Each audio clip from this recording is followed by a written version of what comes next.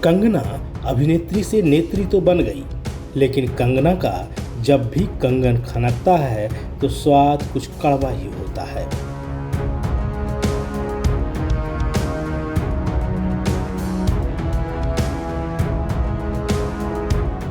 दरअसल चंडीगढ़ एयरपोर्ट पर एक महिला सुरक्षाकर्मी ने कंगना रनौत को थप्पड़ मार दिया। प्रतिक्रियाओं का दौर शुरू हो गया। कई लोग कंगना के पक्ष में, कई विपक्ष में अपनी अपनी राय जाहिर करने में लग गए। कुछ लोग कंगना का समर्थन करते हैं तो कुछ विरोध। इसमें जो भी लोग हैं, अधिकांश अपनी अपनी विचारधारा के हिसाब से बात कर रहे हैं। एक्स पर घमासान है और राजनीति में ऐसा होता भी है। लेकिन ऐसी घटनाओं पर ताली बजाने वाले और हंसने वाले लोग कल को बड़ी आग को हवा दे रहे हैं। तो बात यह है कि सुरक्षा में तैनात कोई व्यक्ति आग लगा दे, किसी नेता मंत्री की अचानक हत्या कर दे, उस पर हमला कर दे, आप उस सिक्योरिटी में खड़े जवान का बस इसलिए समर्थन कर दें कि पीड़ित संबंधित व्यक्ति कोई सांसद या मंत्री है और आपका मत उससे नहीं मिलता। नाराजगी और क्रोध प्रकट करने के तरीके और भी हैं।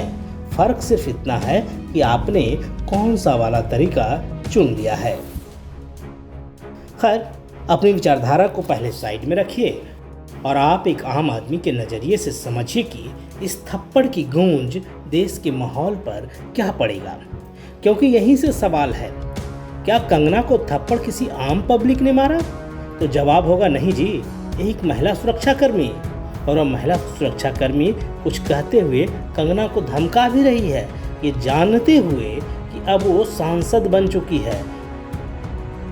तो इसका इम्पैक्ट देश में क्या होगा, आपको बता देते हैं। इससे पहले कंगना से चुनाव हारने वाले कांग्रेस नेता विक्रमादित्य को सुन लिए क्या कह रहे हैं। इस तरीके से किसी को असॉल्ट करना, और वो भी खास करके एक सुरक्षाकर्मी इस तरीके से अगर असॉल्ट करे, तो ये बहुत अनफॉर्चुनेट है और इसमें हम इसकी कड़ी शब्दों में निंदा करते हैं और इसके खिलाफ जो है एक्शन जो है वो सरकार को लेना चाहिए। तो सुना आपने, विचारधारा अपनी जगह है और ड्यूटी अपनी जगह, खासकर सुरक्षा के मसले पर। वैसे भी सुरक्षाकर्मी को विचारधारा में नहीं बंधनी चाहिए। तो फिर समझना ये जरूरी हो जाता है कि सरकारी कर्मचारी, खासकर सुरक्षाकर्मी, विचारधारा के ट्रैप में कैसे फंस जाते हैं। ऐसा होता क्यों है कि सेना, पुलिस के लोग उग्र हो जाते हैं? ऐसा हम इसलिए कह रहे हैं, इससे पहले विचारधारा के चक्र में फंसकर हम देश के 2 प्रधानमंत्री को खो चुके हैं।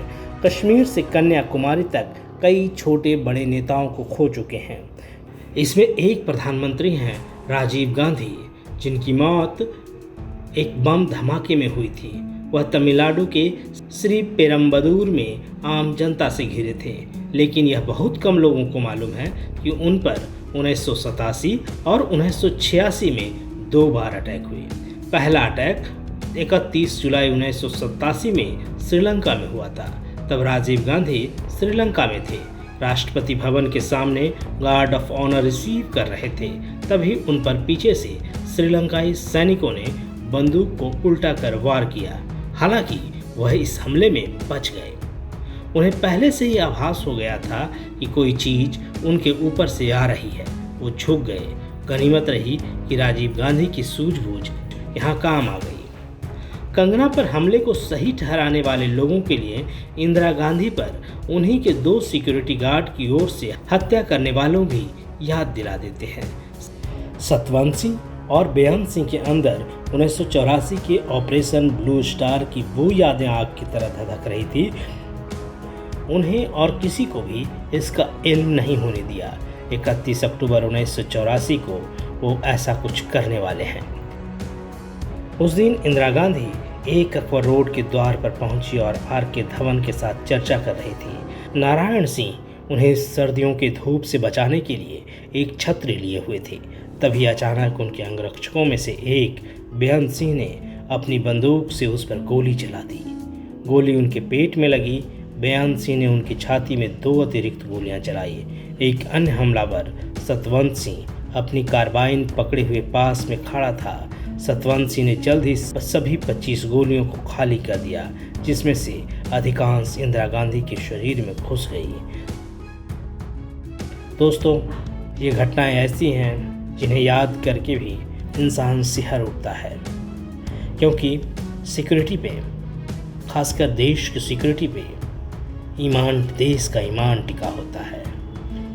अगर आपको ये अंक अच्छा लगा तो इसे औरों तक शेयर कीजिए।